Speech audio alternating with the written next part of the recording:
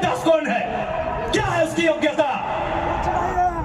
पूर्व मुख्यमंत्री का बेटा होना योग्यता है या वर्तमान राज्यपाल का बेटा होना योग्यता है? क्या यह योग्यता कहा जाएगा? भारत एक संवैधानिक राष्ट्र है। क्या बाप के तोड़ने के बदले बेटा दरोगा बनेगा? बाप के तोड़ से बेटा दरोगा बनेगा? बाप एग्जाम पास करेगा, बेटा टीचर बनेगा? तो पूर्व मुख्यमंत्री रहे चाहे वर्तमान राज्यपाल रहे, ललित दास कौन है, हमको हिसाब किताब चाहिए।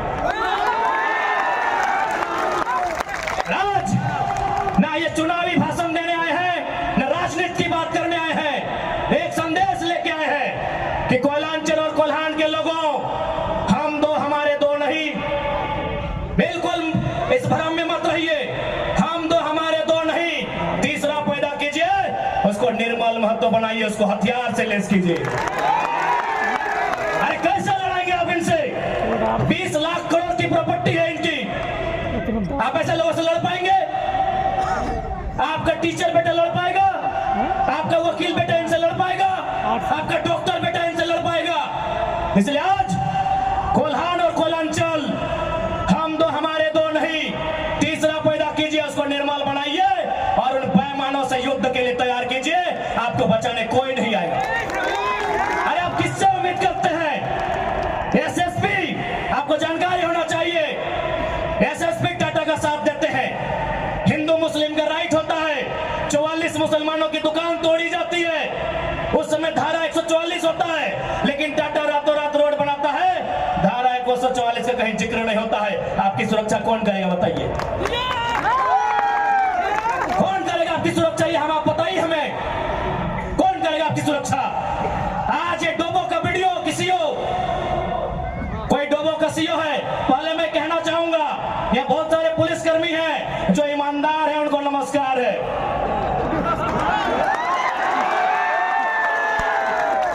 आईएएस रहे चाहे आईपीएस रहे, जो ईमानदार है उनको नमस्कार है।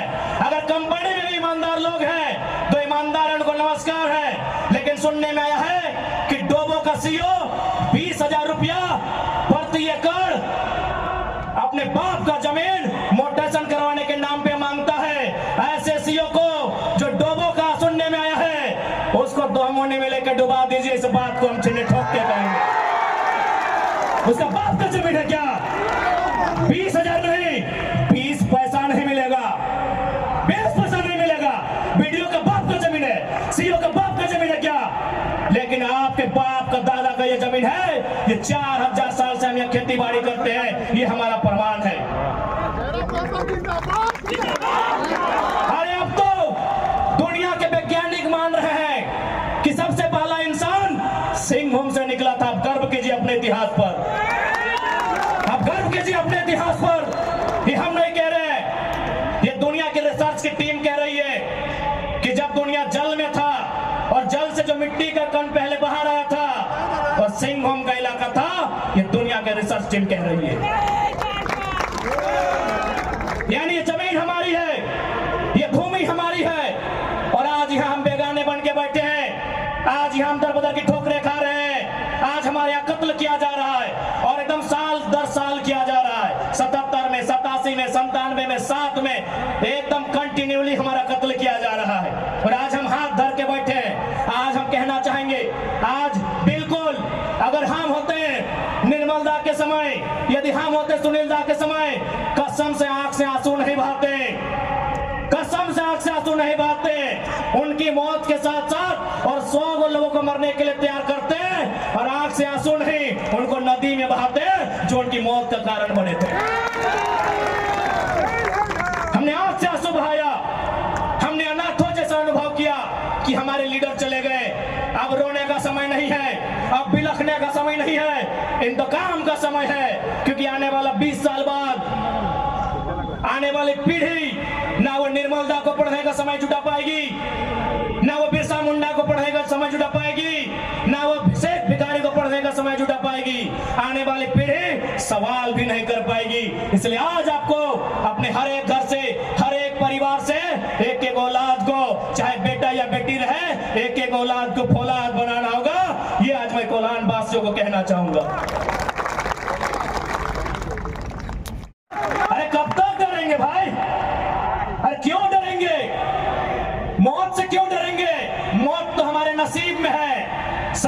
समय शक्तिनाथ महतो, 10 साल बाद 87, शहीद निर्मल महतो, 12 साल बाद 99, रतिलाल महतो, फिर 8 साल बाद 2007 शहीद सुनील महतो।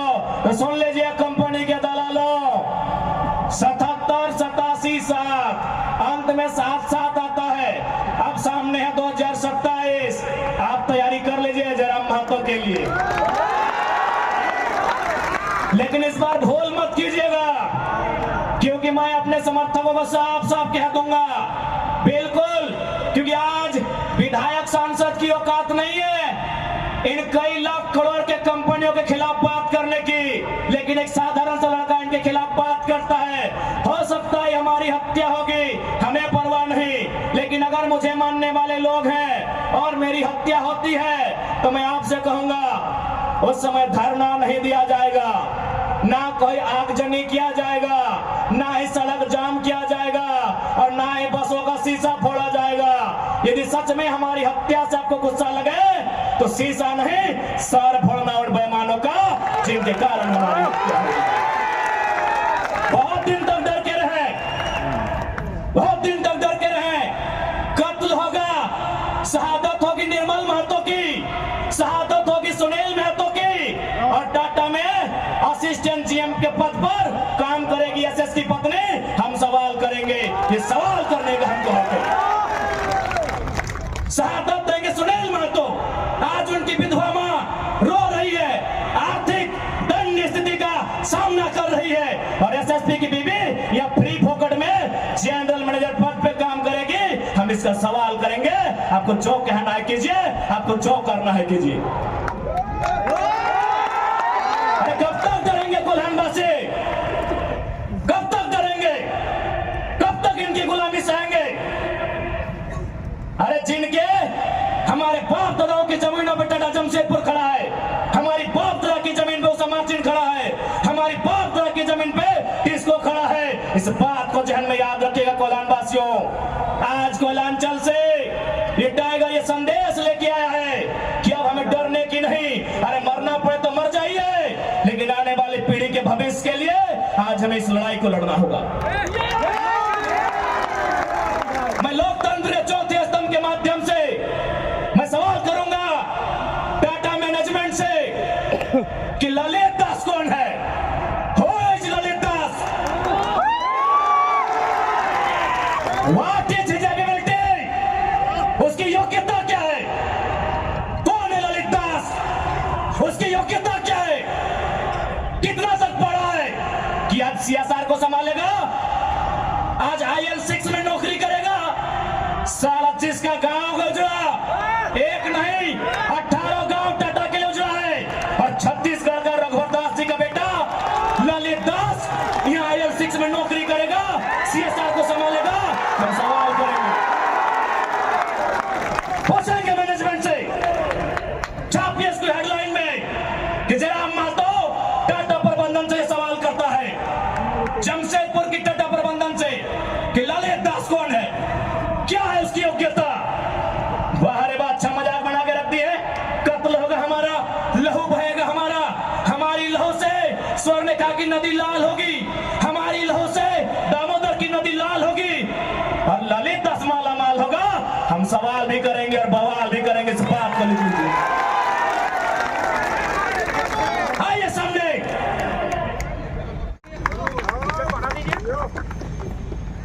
अब आप कहेंगे कि भाई अगर आपका लड़ाई सही है तो कानून रिजेक्ट है कर रहा है। न, मैं आपको साफ साफ कहूंगा, मैंने पहले भी कहा है कि डीसी आए चाहे बीसी आए, डीसी रहे चाहे बीसी, झारखंड को लूटने आया है। अब तो राज्यपाल महोदय भी, दुर्भाग्य, क्योंकि राज्यपाल पे हम टिप्पणी ऐसा नहीं कर सकते हैं, लेकिन दुर्भाग्य है कि राज्यपाल महोदय भी डीसी और बीसी के कार्य को चरितार्थ कर रहे हैं। आप बोलेंगे कैसे?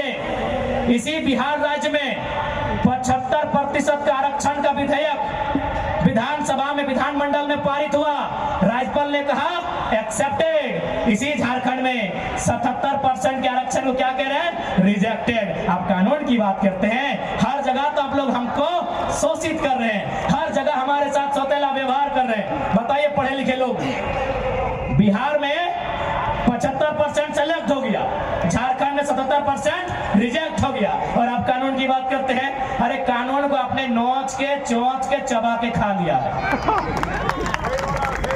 आपने संविधान को झारखंड में तार तार कर दिया है। इसलिए आज आंकड़े कहते हैं कि केवल रांची में सीएनटी जमीन को बचाते बचाते आदिवासी राज्य में 4000 आदिवासियों का मर्डर हुआ है। ये आंकड़े कहते हैं, या आंकड़े सरकार के आंकड़े हैं, रघुवर सरकार कालखंड के आंकड़े हैं। सीएनटी जमीन को बचाते बचाते केवल रांची में 4000 लोगों की हत्याएं हुई है। आप सोच के देखिए, जमशेदपुर, धनबाद और बोकारो का गिनती तो अभी किए नहीं है। आप किस कानून की बात करते हैं जहां हर जगह सबने कब्जा करके रखा है। आज मैं साफ साफ कहूंगा, क्योंकि बड़ी बड़ी इमारतें में हमारे बड़े भाई लोग रहते हैं। झारखंड को हम बड़ा भाई नहीं बोलते हैं, बड़ा भाई यानी बिहार, उड़ीसा, बंगाल। इन बड़ी बड़ी इमारतों में जो भी हमारे बड़े भाई रहते हैं, चूंकि आपको भी हमारा बात सुनने का अधिकार है, लोकतांत्रिक भारत है, आपको भी हम संदेश देंगे कि हम स्वीकार करते हैं कि हम संवैधानिक दृष्टिकोण से बिहार का हिस्सा रहे हैं। हम स्वीकार करते हैं कि ऐतिहासिक दृष्टिकोण से, और खासकर एक क्रिकेट का उदाहरण आपको दूंगा। साउथ अफ्रीका में एक खिलाड़ी थे, उनका नाम था ग्रीम स्मिथ। उन्होंने घर की दीवारों पर 3 लाइन लिखा था कि मुझे बड़ा होके साउथ अफ्रीका की टीम से क्रिकेट खेलना है। दूसरा लाइन लिखा था, मुझे साउथ अफ्रीका की क्रिकेट टीम का कप्तान बनना है। और तीसरा लाइन लिखा था, मुझे ऑस्ट्रेलिया को घर में घुसकर टेस्ट मैच हराना है। जबकि क्रिकेटर का ड्रीम होता है वर्ल्ड कप जीतना, लेकिन ग्रीम स्मिथ का ड्रीम वर्ल्ड कप नहीं था, ऑस्ट्रेलिया को टेस्ट में हराना था। चूंकि उन्होंने घर की दीवार पर लिखा था, रोज उनको पढ़ते थे, और उन्होंने वो तीनों ड्रीम पूरा किया था। आप भी जाओ, घर की दीवारों पर लिख दो, सुनील महतो की शहादत को लिखो, निर्मल दा की शहादत को लिखो, हमारे साथ हुए जुल्म को लिखो, जिस एसपी के टाइम में जुल्म हुआ उसका नाम लिखो, जिस जीएम के टाइम में जुल्म हुआ उसका नाम लिखो। और अपनी पीढ़ी से बोलना, आज ना सही, आज वक्त उनका है, जिस दिन वक्त हमारा होगा हम भी उनकी आने वाली पीढ़ी से बदला लेंगे। जाओ अपने घर की दीवारों पर लिखो, जाओ शोषित लोग, वंचित लोग अपने घर की दीवारों पर लिखो। हाँ, आज समय इनका है, आज ये बड़ी बड़ी इमारतें इनका समय है। लेकिन याद रखिएगा, सिकंदर भी 33 साल की उम्र में झाल बजाकर लौट गया था। बड़े बड़े 30 मार्खास जहां से लौट गए। इसलिए मैं तमाम लोहर नगरी में जितने पदाधिकारी हैं, जितने मिनिस्टर हैं, मैं एक संदेश देना चाहूंगा, पाप का भागी मत बनिए। पाप किसी के बाप का नहीं होता है। कंपनियों की दलाली मत कीजिए, रैयत के साथ इंसाफ कीजिए। ये मैं तमाम प्रशासनिक लोगों से निवेदन करना चाहूंगा। टाटा की स्थापना हुई थी, मालिक कौन था? टाटा का कोई होगा? जब 1907 में टाटा की स्थापना हुई थी, मालिक कौन था? Who was the founder? Who was the owner? Tata का कोई होगा? नौशेरे भाई टाटा या जो भी उनका नाम है। आज 115 साल बीत चुके हैं, आज टाटा का मालिक कौन है? आज भी टाटा का मालिक टाटा का वंशी है। 100 साल पहले टाटा ने पूंजी का इन्वेस्ट किया था, आज 100 साल बाद भी टाटा का मालिक टाटा का वंशज है। लेकिन एक सवाल होगा मेरा, 100 साल पहले जिन कुर्मियों ने, जिन संथालियों ने, जिन हो ने, जिन गोड़ाई ने, जिन धीवर ने, जिन अल्पसंख्यक ने टाटा में जमीन दिया था, आज उस परिवार के पास क्या नौकरी है? आज हम सवाल करेंगे। अरे आपने पूंजी लगाया, 100 साल बाद आप मालिक है। हमने भी पूंजी दिया है। पूंजी 2 प्रकार की होती है इंपॉर्टेंट, एक जमीन, दूसरा अर्थ। अर्थ आपका, मालिक आज आप है, जमीन हमारी, हम कहां है ये सवाल करेंगे। ये कैसा देश है जो कहते हैं ये गांधी का देश है, ये किसानों का देश है? गांधी जी कहते थे कि किसानों की आत्मा बसती है गांव में, तो आज कहां है गांव? आज कहां है किसान? केवल पूंजीवादी का हावी, आज चारों तरफ केवल कैपिटलिज्म के लोगों का दबदबा। ठीक है, हम विकास के विरोधी नहीं है। अरे हमने इंसान भी दिया है और जमींदार भी दिया है। हमने इंसान के रूप में कभी बिरसा भगवान को दिया, कभी भागीरथ मांझी, कभी तिलका मांझी को दिया, तो कभी निर्मल महतो, तो कभी सुनील महतो जैसे शेर को हमने दिया। और जमीन की बात कीजिएगा तो जहां तक टाटा की नजर जाएगी वो जमीनें सारी की सारी हमारी है। क्या नहीं दिया हमने विकास के नाम पे? विकास के नाम पे हमारा कत्ल हुआ, विकास के नाम पे हमारा गांव उजाड़ा गया, विकास के नाम पे हमको लूटा गया। और आज अगर हम सवाल करेंगे तो आप हमें उग्रवादी जैसे शब्दों से नवाजेंगे। तो आज ये बात जान लीजिए, भले आज ये आपका समय है क्योंकि प्रधानमंत्री आपके हैं। सही बात है, किसानों के प्रधानमंत्री नहीं है। भले आप भावनाओं में वोट देते हैं, आज फिर किसान आंदोलन कर रहा है, किसान 700 मर चुके हैं। ये किसानों के प्रधानमंत्री नहीं है। अगर ये किसानों के प्रधानमंत्री होते तो एक रूल बनाते। 1984 तक टाटा ने जो 15,000 एकड़ जमीन का अधिग्रहण किया है, उसमें मात्र 3,000 एकड़ में प्रोडक्शन का काम हुआ है। मात्र 3,000 एकड़ में कंपनी का एस्टेब्लिशमेंट किया गया है। यदि ये देश और ये वर्तमान के प्रधानमंत्री अगर किसानों के होते तो एक फरमान जारी करते कि बाकी जो आपके पास 12,000 एकड़ बचा है उसे पोल्ट्री फार्म खोलना है क्या? में ये किसानों के प्रधानमंत्री होते तो एक नियम बनाते, और ये नियम है भी।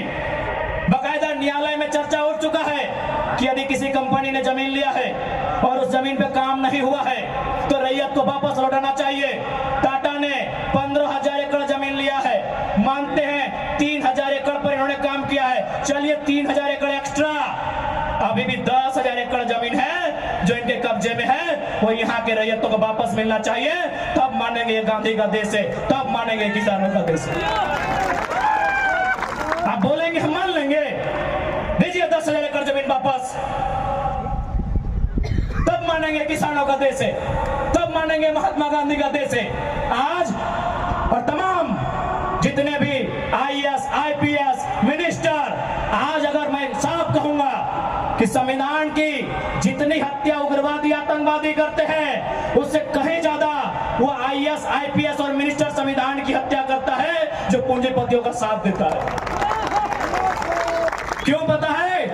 पढ़े लिखे लोग, पुलिसकर्मी भाई आप भी सुनिएगा कि आपके SP संविधान की हत्या कैसे करते हैं। हाँ, पुलिस वाली दीदी आप भी सुनिएगा कि आपके DC संविधान की हत्या कब करते हैं। भारत के संविधान को खोलिए, भारत के संविधान में प्रियम्बल आता है। प्रियम्बल में क्या लिखा है पता है? हम भारत के लोग सामाजिक, राजनीतिक, आर्थिक न्याय की बात लिखा है। हम भारत के लोग धर्मनिरपेक्ष समाजवाद का नाम लिखा है, समाजवाद, पूंजीवाद नहीं लिखा है, कहीं नहीं लिखा है। भारत के संविधान में समाजवाद लिखा है। हम भारत के लोग धर्मनिरपेक्ष समाजवाद भारत की निर्माण करेंगे। आज ये जो भी IAS, IPS अगर पूंजीवाद का पक्ष लेते हैं, नक्सली से भी बड़ा नक्सली वो IAS, IPS होते हैं। हाँ, हम सीना ठोक के कहेंगे। बाकी SP साहब, आप चाहे तो हमारी मौत का साजिश कर सकते हैं, क्योंकि आपकी पत्नी को पूर्व में अभी वाले नए आए हैं, पूर्व वाले SSP साहब, आप चाहे तो हमारी हत्या की साजिश रच सकते हैं, रचने का आपको अधिकार है। आपकी पत्नी को टाटा के दलालों ने नौकरी जो दिया है, और ये कोई नई बात नहीं है। झारखंड राज्य में केवल गुंडों ने मौत का साजिश नहीं किया है। बगोदर के एक विधायक थे, नाम अगर आप नहीं जानते तो सुन लीजिए, कॉमरेड महेंद्र सिंह, उनकी हत्या में SP का हाथ था। सीना ठोक के कहते हैं आज भी गांव में लोग कहते हैं कि कॉमरेड महेंद्र सिंह की हत्या में उस समय जो भी थे, क्योंकि हम लोग उस समय अंडा थे, अंडा मेरा छोटा बच्चा थे, हमें आइडिया नहीं है, जो भी थे, जिस भी जिला के थे, झारखंड में 24 में से एक SP का हाथ था महेंद्र सिंह की हत्या में। तो ऐसे लोग जिनकी पत्नियों को, जिनके बच्चों को ये लोग नौकरी देंगे, वो हत्या करने से पीछे कैसे हटेंगे?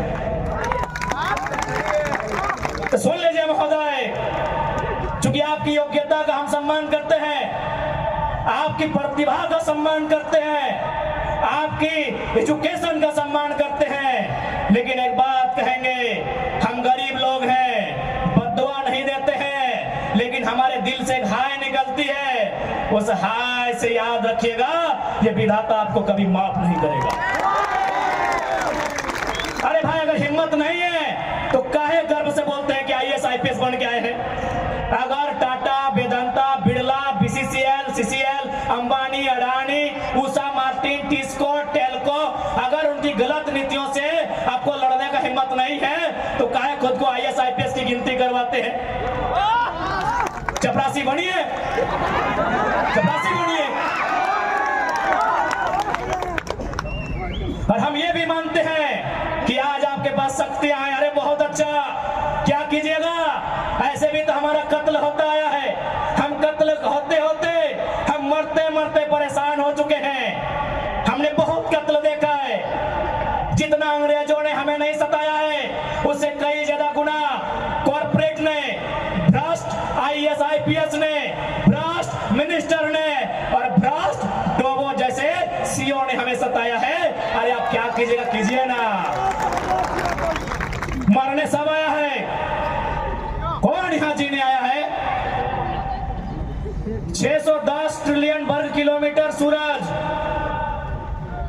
हमारे साथ अगर हमारी सभा को सुनेगा तो कुछ जनरल नॉलेज बढ़ा देंगे। 610 ट्रिलियन वर्ग किलोमीटर सूरज एक दिन मर जाएगा। आज ये कोल्हान की धरती, आज इस धरती के चारों ओर बड़ी बड़ी इमारतें, न जाने कई हजार फैक्ट्रियां, कंपनियां, एक बड़ा उद्योग का क्षेत्र, लेकिन आज जब स्थानीय लोगों को वहां निम्न पाते हैं तो बड़ा सवाल आता है कि आखिर किसके लिए ये झारखंड राज्य अलग किया गया।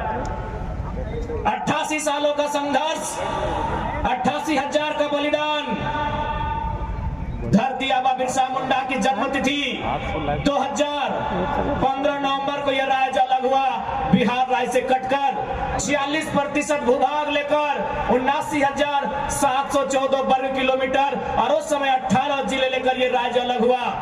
लेकिन आज आप देख सकते हैं, आपकी नजर जहां तक जाएगी, आप जहां तक अपनी नजर को दौड़ा सकते हैं, आज आपको एक ही चीज तस्वीर सामने आएगी कि आज भी झारखंड के लोगों को छलने का, ठगने का काम किया जा रहा है, उसके खिलाफ हम उलगुलान लेकर आए हैं।